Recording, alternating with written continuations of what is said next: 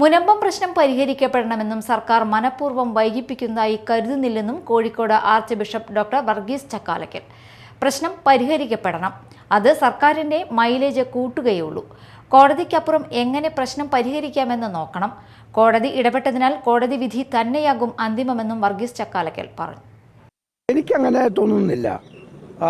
അങ്ങനെ ആരും ഇത്രയും വലിയൊരു പ്രശ്നം പരിഹരിക്കപ്പെടാനല്ല ഓരോ ഗവൺമെൻറ്റും ആഗ്രഹിക്കുക. കാരണം അത് പരിഹരിക്കുന്ന ഒരു ഗവൺമെൻറ്റിന് ഒരു മൈലേജ് കൂടെയല്ലേ.